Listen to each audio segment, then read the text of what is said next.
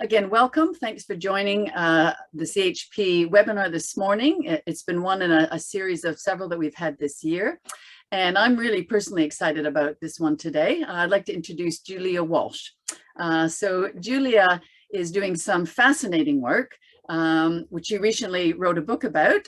She's basically founded and is the CEO of Brand Medicine International, is a sought after speaker, and has recently written a book, What Do We Really Ask Dr. Google?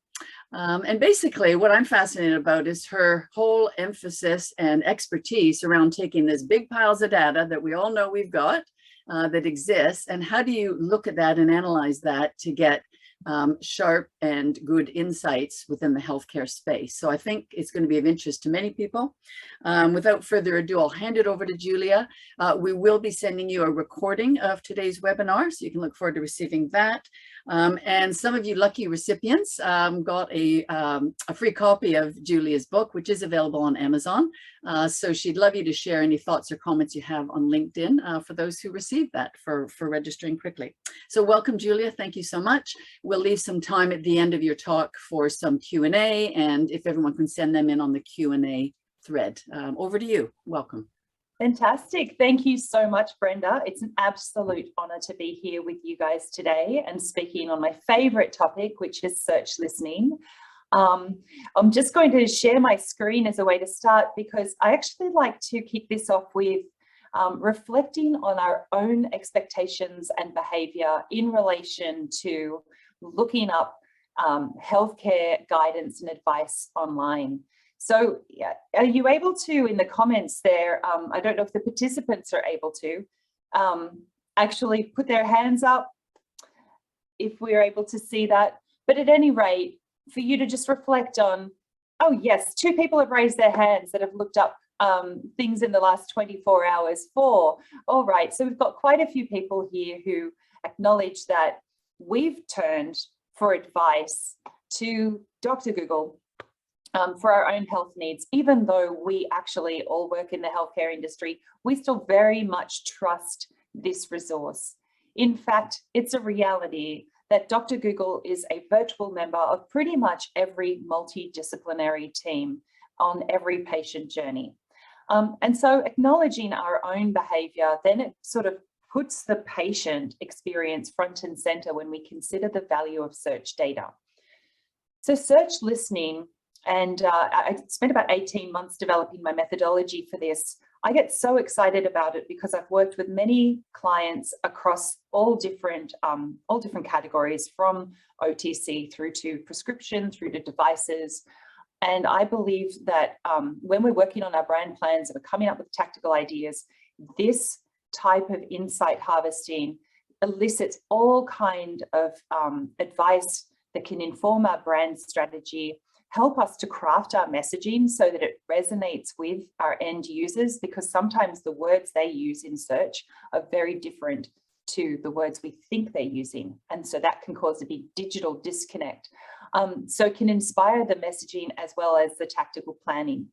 And it's not just about tactics that we can then go and deploy online. There's a lot that we can learn from the search experience as well that can inform our tactics at other touch points along the way, whether it's on our packaging, whether it's through the conversation with the pharmacist or the pharmacy assistant and other channels. So as Brenda mentioned, I wrote the book, What We Really Ask Dr. Google, and it's based on my methodology for search listening health. And if you're interested, you can follow that hashtag on LinkedIn to keep up to speed with changes as we evolve our services in this area. It really is about exploring what I had felt for a long time was a blind spot in the digital landscape. And that was understanding what really happens when stakeholders turn to the internet and they exchange those questions for health advice. So looking through their eyes. The data set is absolutely enormous and it's spectacularly representative. When we think about a focus group or qualitative research or quantitative research of any form, we're always trying to get a good, broad representative sample of our customers. Everyone uses the internet. And so the wonderful thing about search query data is that it is broadly representative, and it it is just such a massive resource. There's over 1 billion health-related queries entered into Google alone globally every day as an estimate. And that was determined before the pandemic. So as you can imagine, COVID has really accelerated people's health literacy generally and driven a shift towards more proactive self-care, which I know is really core to your organization. So what is search listening? It is the analysis of aggregated, anonymized, big search data. And in terms of healthcare, it's really, really wonderful as a resource because it reveals what people really ask Dr. Google. And why it offers a unique window into this experience is because it is private, it's always available, and it doesn't judge. We've all done it where we've worried about a niggling symptom and in the middle of the night reached for our phone that's at our fingertips and looked it up. Or we've catastrophized over a diagnosis and we've turned online for advice and reassurance.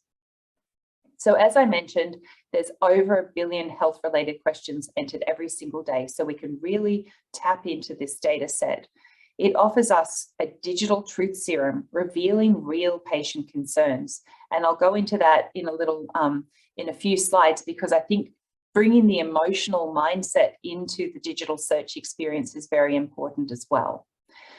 Because it changes every 24 hours in response to real-world dynamics, it offers a reflection of our collective consciousness that mirrors real-world events. This can be particularly valuable over a launch of a product or a launch of a competitor, or a change in the environment, for example, where something is going from prescription to OTC. How do you change the way that people are asking, track the way people are asking questions about that and seeking advice in real term? You can actually tap into and take a pulse of new search queries as they emerge. This has been particularly valuable for me in tracking COVID treatments, COVID vaccines as they come onto the market, because as you can imagine, that category has been like every other category, but on steroids as those products have launched. Traditionally, I think the healthcare industry as a whole has taken more of a build it and they will come kind of approach to developing and deploying our digital assets. We use SEO to connect what we have published on our websites to what we hopefully understand people are seeking to search.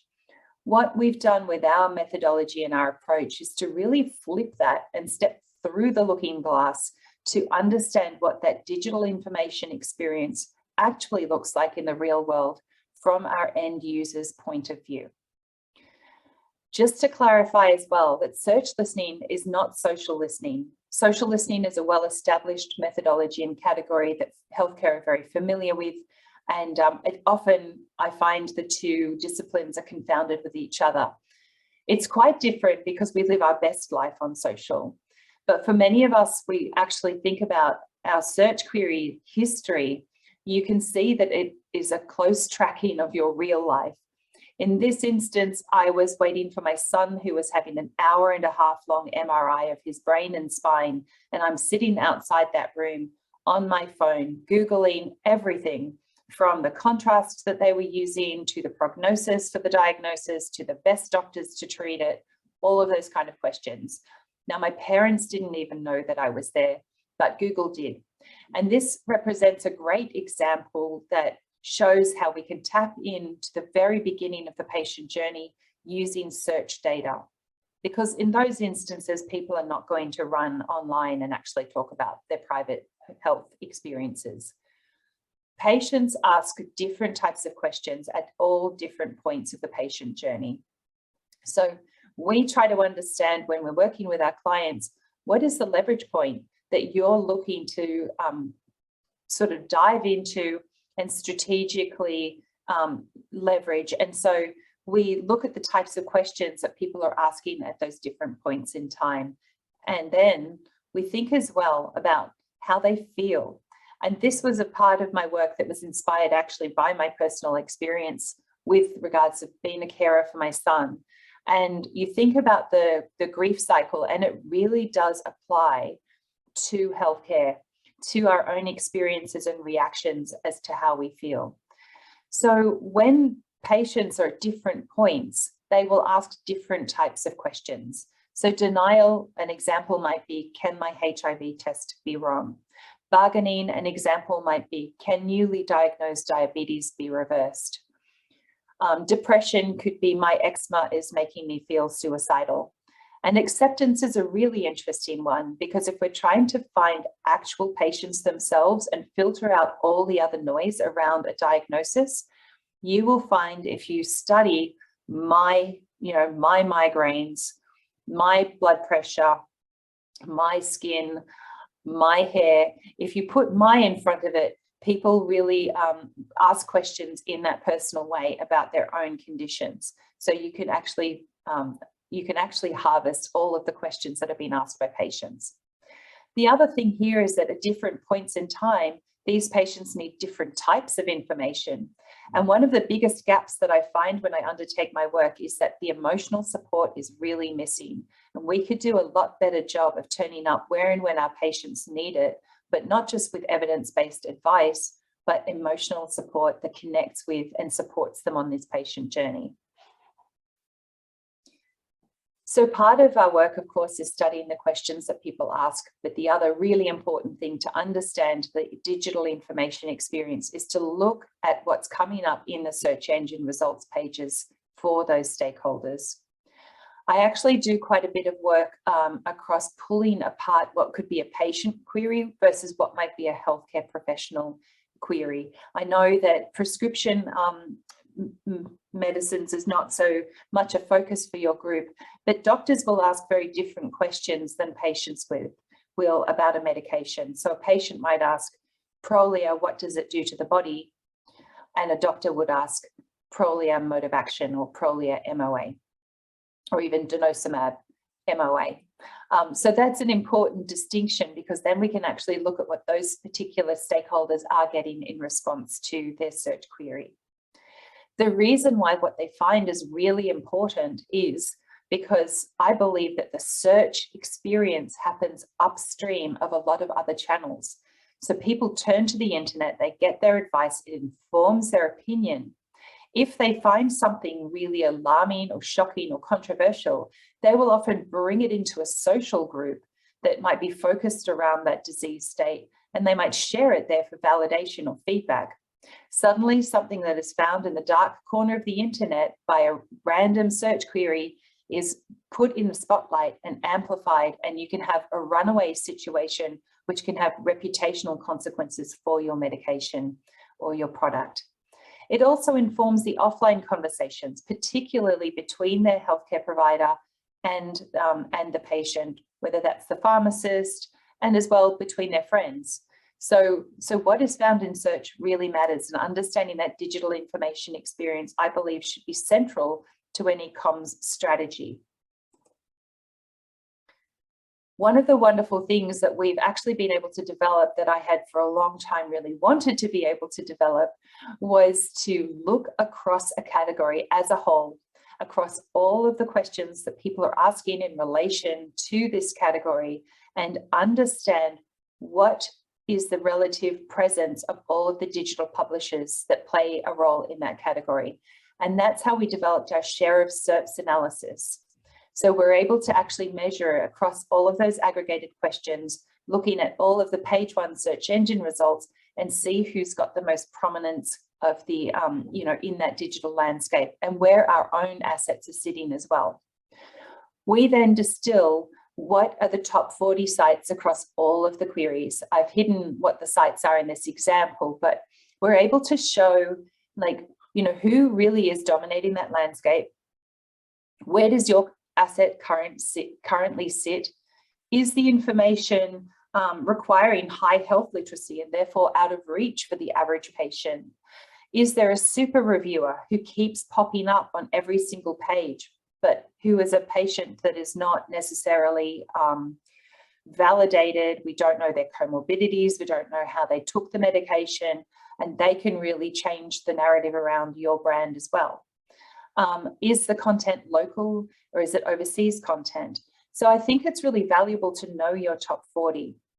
There's benefits in knowing who's driving the narrative and understanding this sort of what I call the digital share of voice. not only because you can actually measure your own presence in real terms, and that gives you an understanding of your return on investment in information. You can set KPIs for how your website is currently positioned in the share of SERPs, and how can you either organically or through paid channels increase its prominence. But the other thing that you can benefit from is to piggyback off of the people who already dominate that landscape. If there's a digital opinion leader who's got a YouTube channel that everyone is going to for advice around their headaches, well, then you could buy an ad that leads into the plane of his video that is only broadcast to Australian users. And that way you're able to divert traffic and leverage, I guess, their current prominence and popularity. So it is a really strong, I think, strategic tool to leverage for those purposes. If we drill down to a more specific example, when we undertake not just the share of SERPs analysis, but actually looking, we look more manually to find the relevant areas of commercial opportunity for our clients. I'm just going to show you an example here. So when we're studying the analysis, there's all different questions. The darker green ones represent more frequently asked questions on this question wheel versus the lighter green. And if we follow which headache medicine is safe during pregnancy, this is the current Google search engine result page for that. The snippet is extracted from Mayo Clinic, which is American. Most of the content here is overseas content. You can see a couple of Australian sites, even though I'm undertaking the search in Australia. It is definitely not dominated by Australian sites at all, with only 2 Australian sites and not one advertisement. So this, to me, if you were providing guidance through pregnancy, whether it, over-the-counter therapy or alternative therapies, and you wanted to help those people who are concerned about taking medicines during their pregnancy and they're looking for something safe, this is a great place to turn up as an example. I'm just going to go to the next slide. We also look at all of the queries and can categorize where the highest level of interest is around a topic as well. So again, I've hidden the key to this, but we can find out like where the search activity is in terms of engagement on a particular aspect of a category or a product.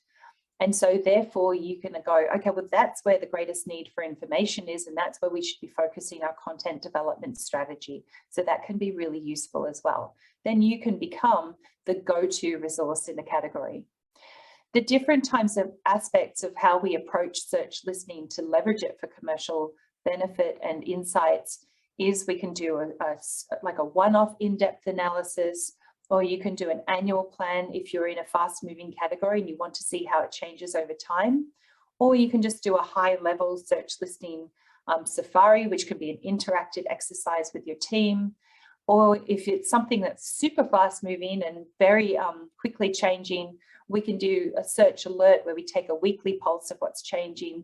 This has been really valuable in the COVID treatments because they're so fast-moving and we don't know how people are going to react to it or respond to it. So we want to be able to quickly develop the content that people need and respond to those queries, both on and offline.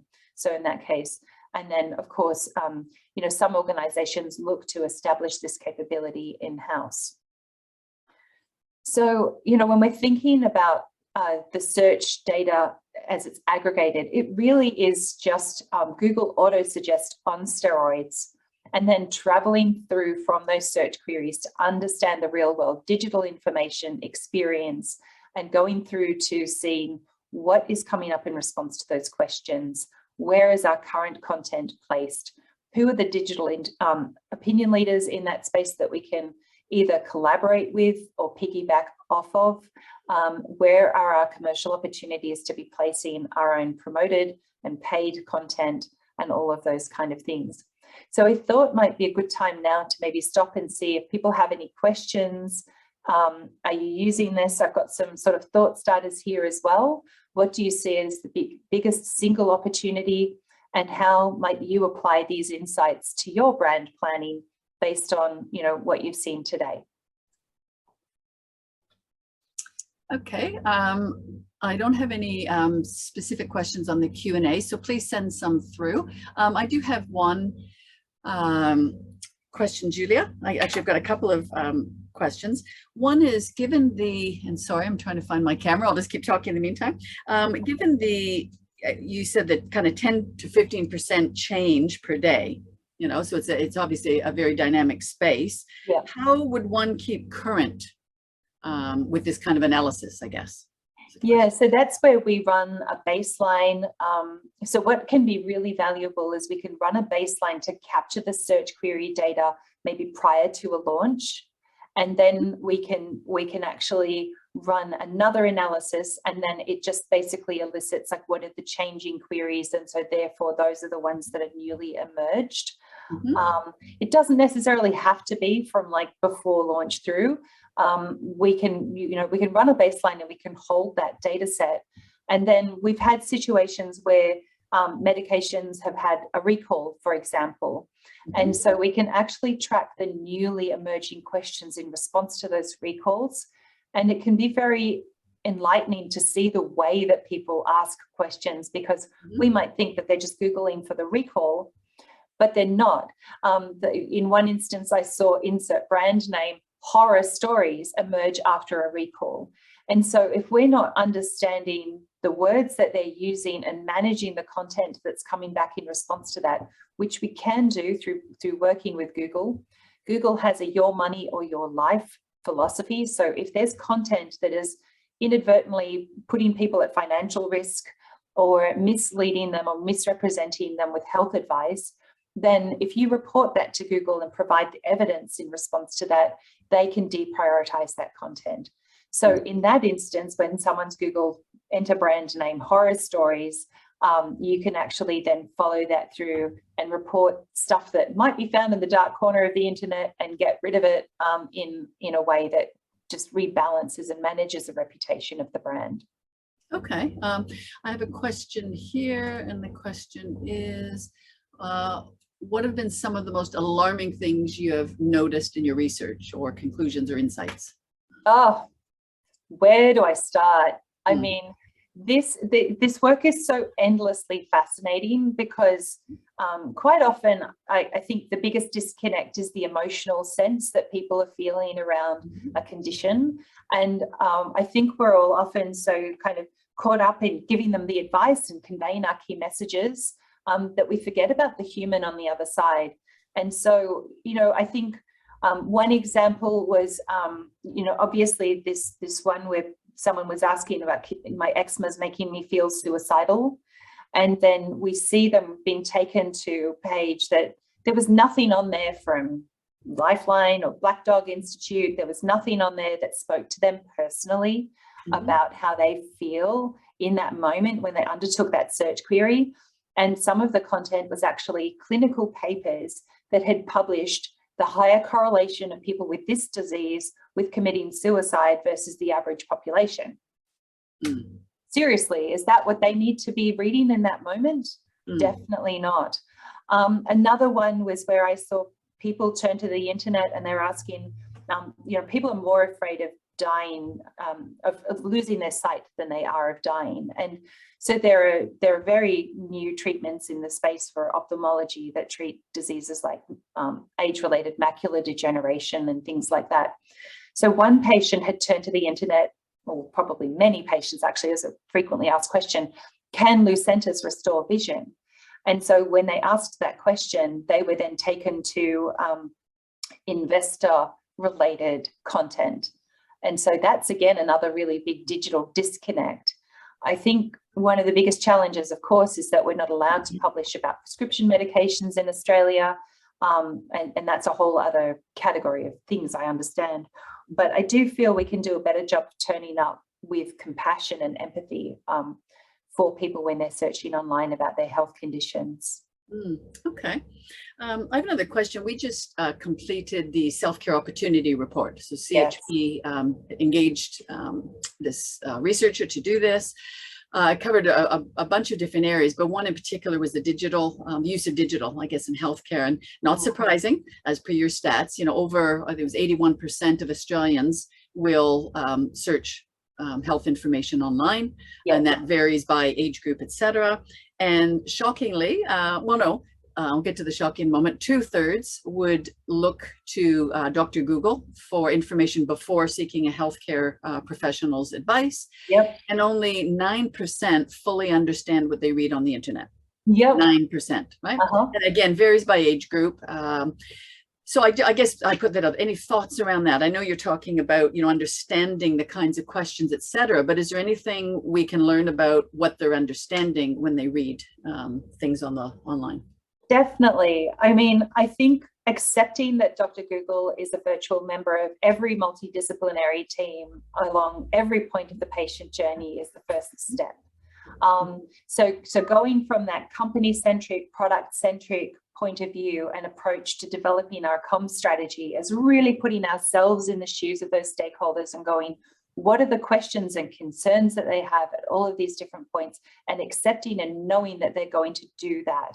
And they're going to undertake that research, because in that moment, that's their only opportunity really to try and regain control over a situation that feels very out of control for them. And so accepting that is the first step. The other part of it, and when you're talking about only 9% of people understand what they're reading, that's our fault. I believe that we need to take a responsibility as an industry to do a better job of answering the real world questions that people have, and actually putting it in plain language, in patient accessible language. I think that example about eczema is a great one. A lot of the time I see, New England Journal of Medicine or British Journal of Medicine coming up. Well, that's great. I can read that because I've got a science degree.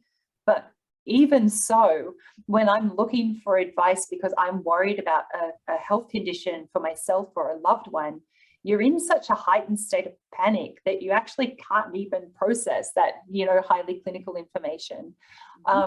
So I think we have a really big job to do to clean up the internet for patients. I'm really excited about this work because it gives us the key to understanding what their real world information experience is. We know from your research that we can't deny the reality of this. So it's like any marathon, the only way you're going to get to the other end of it is by taking the first step. So that's where I get really excited, because we can hopefully, hopefully take those steps together and provide that evidence-based content that turns up with empathy and compassion where and when our stakeholders need it. Yeah. Okay. Thank you. Another question that came through. Do you think consumers can be put off by content that is clearly tailored to their personal health questions on Google? Can they feel an invasion of privacy by marketers? So are you saying that you're worried that if you promote something that they're going to feel skeptical about it? I guess it's saying, can they be put off by content? So you're saying, if they're questions, we've got to kind of answer or talk to their real world questions, their language, their words. If we do that, can that feel like, ooh, they're kind of watching, they know exactly what my words are? Is there, there's that invasion of privacy sense, that we're hearing about. Any comment on that? I wouldn't worry about it, because when someone is asking a question online, they're not thinking that they just want an answer. So if we're actually turning up with that answer, they'll feel grateful, I think. They're not necessarily going to feel like their privacy has been invaded, because they kind of accept that undertaking this search is private. And I'm certain that probably for some searches, people go into private browsing mode and they don't feel like they're going to be tracked or remembered. So I would go hell for leather, answer the real world questions. And that is where this search listing is so valuable, because there are many conditions where the questions are very private, whether it's related to sexual health, sexual performance, mental health. And I definitely think we can do a better job of turning up and answering those questions. And I wouldn't worry. I think it would only place you well. The other thing is you can leverage those other patient organizations and partner with them and bring these insights of like the information gaps to those organizations, and it can put you as an organization in better partnership and collaboration with those patient-focused organizations to do a better job as well. And I have one that was sent through email. You indicated there were no product sites returned in response to the question, which headache medicine is safe in pregnancy? Is this likely related to a lack of action by suppliers of medicines, or actions taken by Google, deprioritizing ads, etc., for that question? I think organically we didn't really see anyone answering the question in the exact words. And so by mirroring the question in the headline of your content, you can actually organically start to turn up better. You can provide feedback on the snippet as well and say, hey, this is Australian content that's relevant for this snippet, and Google might consider publishing your content in that snippet if they felt like it was balanced and objective enough. I think we can have quite good confidence in the domain authority of our own websites as professional organizations. What is happening there is it's just a digital disconnect. But then you could also just buy a paid presence in response to that question as well, and see how that might drive traffic to your website, particularly if you're selling things directly online from an e-commerce point of view. You can do that too. Okay. Another question just came through. Will the end of cookies change the way patients search and how relevant their search results are? I think it's going to change the way that we can track those users, and I think it's really important to be preparing for that. I think the goalposts have moved a couple of times as to when that's going to happen and what that actually looks like. And that is something from my point of view that we're always trying to stay ahead of. I remember when I was just about to launch this service, Google had a big fight with the Australian government and threatened to leave. But I think we always, if anything, we've learned through the pandemic is that change is permanent.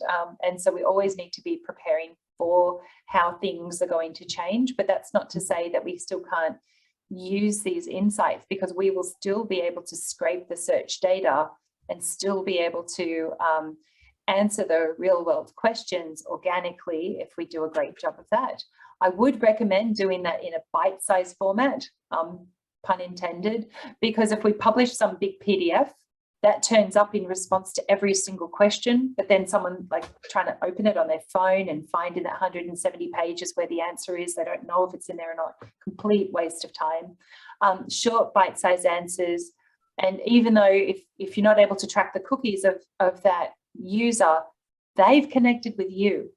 It's from their point, the power is in their hands, and you've provided them a positive experience by offering them the answer that they need in the moment that they need it, and they'll remember that. Right. Okay. Before we carry on, just one again from me, this whole thing of a paid Google ad and a non, paid site. Yeah. Does that have any influence on your results, your insights, et cetera? Or how should we think about that? We see whether it's paid or unpaid in those SERPs. And then when we're looking individually, more manually doing that analysis, and that's where I see the opportunities lie. But I think in terms of your question, really that comes to actioning the insights that are learned from a search listening analysis. So whether or not you can maybe trial as a first run to develop the organic content and see if that starts turning up. And then if it's not, then you could pay to have a presence on that page. And if it's a page where there's not a lot of other paid content, then it's not going to cost very much to have that paid presence on that page. Right. Okay. And is there any, you're obviously looking at Google search. We also found in our research, there was a high level of, and I can tell you the number in a moment, I'll get the report, but a high number of Australians who also get information through their social media.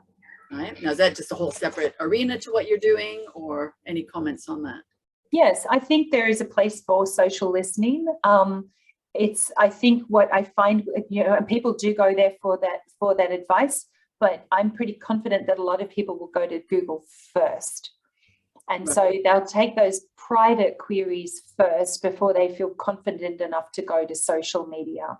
And so I think knowing the questions that they're asking is a really good way to create the content so that they get those answers in search and they don't need to go to social, where you lose control of the narrative and it starts to be driven by peers. And yeah, I think as well, sometimes social insights can be really hard to action, because once someone said something and it's out there, like, what do you really do about it? You can just know that there's a lot of noise out there, but I think in a way that's the tip of the iceberg. What's really going on, where people are looking for that health advice across a range of topics is that search activity, those billion questions a day. Okay. I think that's it for questions at the moment. Anything else, Julia, or do you have more? Just going, looking at the questions myself. Yeah. Yeah, and I not really, not unless anyone else had anything else that they wanted to ask. Oh, here's one here. Sorry. Yeah. This came through the chat, I think. It is amazing you can see the patient's journey online and the emotions throughout the journey represented through the Kubler-Ross grief cycle. Should we be concerned about this level of visible emotion and how it will work with AI? Well, that's a really good question. I think, you know, I think for me, in the way that I approach this work is you know, I'm not knowing who's asking that question. I can see that it's been asked, and you know, a number of times, but I think the big gap for me is that we're not answering those questions with compassion. I worked in radio for a while, and when I first started working in radio, I talked to you all, you know, and then I got some really great training in how to be a radio host, and they're like, people listen to the radio pretty much on their own most of the time, so you can speak to you. And I think the same thing when I reflect on how we look for health information online. We're not Googling with a bunch of friends. So we can do a better job of connecting to that emotional state by talking to you, talking to that patient about how they feel at that point in their journey. It's not necessarily being watched by Big Brother. It's just really turning up with the right kind of compassion. The other thing is that if we want to accelerate patients along their patient journey from niggling symptom through to actually being diagnosed, through to on a treatment and then taking the treatment correctly, taking into account that state of mind is really important, because quite a lot of conditions remain undiagnosed for many, many years, or misdiagnosed because people are in that state of denial at the beginning. They have that optimism bias, it's not going to happen to me. And so they wallow in this state for a very long time. So thinking about the emotional state and providing them the encouragement to go and get a blood test or try something or whatever it might be. I know your group has done a lot of work in the osteoporosis area and preventing that through supplements, and connecting with people when they ask questions about bone health or a fracture or a broken bone or something like that, reminding them to go and maybe take the supplements, because you know it might happen to you, but in a way that makes it something that they're like, you know, they're going to dismiss that optimism bias and anchor themselves in reality and actually maybe take that. Another point that I will add just more generally is that people actually quite often get hooked up on the number of times a query is asked. I feel like that's not necessarily the only thing we should be worried about is volume of queries, because it depends who is asking the question as to the influence that that SERP or that search engine result page is going to have on the category as a whole. If it is a highly prominent doctor, or you know, someone who treats many patients, or a pharmacist with a broad influence across their peers, then them asking that question once and getting that answer could then have a big ripple effect. So if you see a question that's quite like alarming or, you know, surprising pop up, I think we should actually pay attention to that, even if it's only asked once, because we want to understand where did that come from. It is often, and I see this especially with the changing landscape through a launch period, is that it's often indicative of more volume of those kind of questions to come. So the sooner we respond to it and manage it, the better for the longer term. Right. Okay. I'd like to ask you about trust of websites. Again, going back to our self-care opportunity research, which we just published, the majority of Australians felt they'd be a lot more confident if there was some, you know, verified. And frankly, if the website's from a government, tick, you know, it's the most trusted, et cetera, et cetera. So it's, you know, kind of common sense. But any insights from your work or things that you might be able to do around trust, how trustworthy that site appears, et cetera? Yes, it's a really good question. And, you know, I guess my first thought was that probably industry sites, like I think that earlier question alluded to, might not be so trusted. But what I found in my research, and I think was replicated in yours at a bigger scale, was that educational institutions rank quite highly up there. The challenge is with what they're publishing at the moment is not really very accessible to the person with the average health literacy. So if we know that they're highly trusted and we know that they've got high domain authority, but what they're publishing is like completely confounding to the average patient, then we could partner with them to ensure that the content is given to those stakeholders that drives them into your sales funnel ultimately as well. Or we could link out to those sites, but offer content that is more accessible and understandable to be read. Then the other websites were sites published by healthcare professionals. So that was another group that patients were like, well, if it's published by a group of doctors or it's the RACGP or something like that, I trust it. So then auditing those sites, if they come up in your share of SERPs to make sure that their content is up to date, you can often find who are the journalists that they engage to create the content for those sites, and then you can collaborate with those journalists to make sure that they've got content for their stories. And then third, I think in place was the industry themselves. So it's like, oh, good, we are trusted. And I think if we're turning up and offering the answers that people really need, then they'll be like, oh, this is a trusted company. It's not some random website.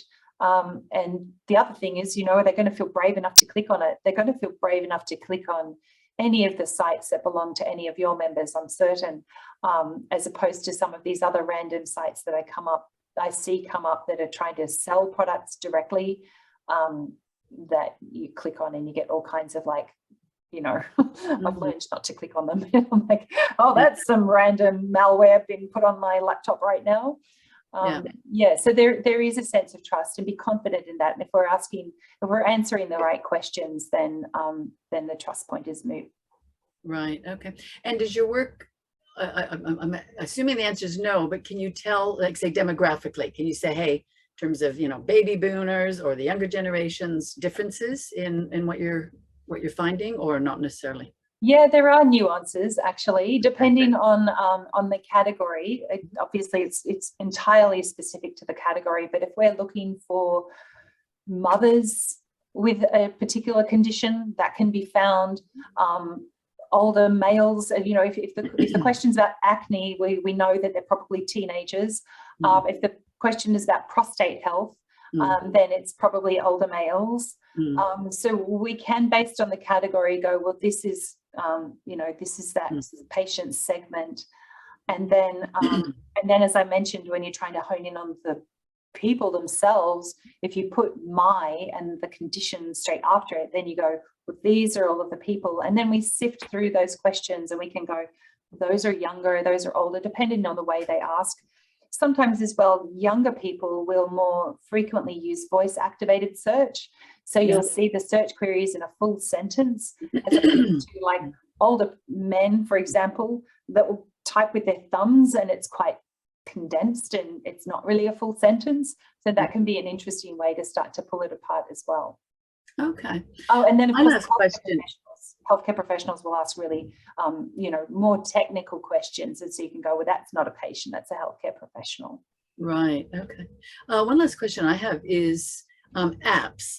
So do you see much searching of apps? I know you go to the app store to buy it, but any searching of, what are the best health apps, or what are the best apps for pregnancy, etc.? Do you have any kind of analysis of that? I haven't been commissioned to undertake an analysis to look for like digital health tools. But it could be something that's interesting to kind of see what comes up and, how people are discussing those different apps. I have in one instance looked for like diagnostic tools online. And so that is something that that was interesting, because people are then reviewing different diagnostic tools as well. And you can go, well, if that one's not very great and the reviews are really poor, then maybe we can do a better job.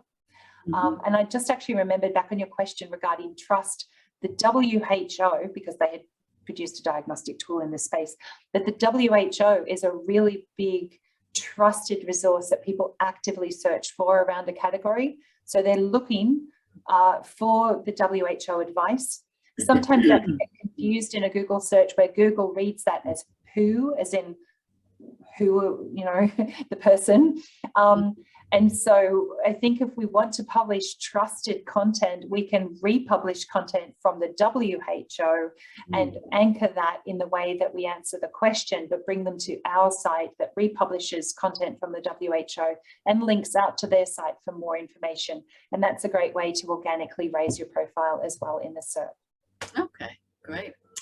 I think that's it for questions. Anything else, Julia, before we close, or?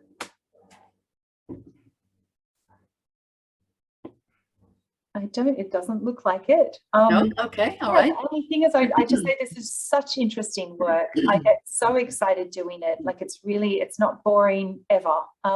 Truly trusting in the data that there is really, really rich insights to be harvested, and tapping into that, not just from a search engine point of view, search engine optimization point of view, but a search listening optimization point of view, and driving that paradigm shift in our comms strategy to really put, since, as you mentioned in your research, like over 80% of people are going online and looking this up. So how can we put them at the center of our comms strategy? And I think search listening optimization is a really powerful way to do that.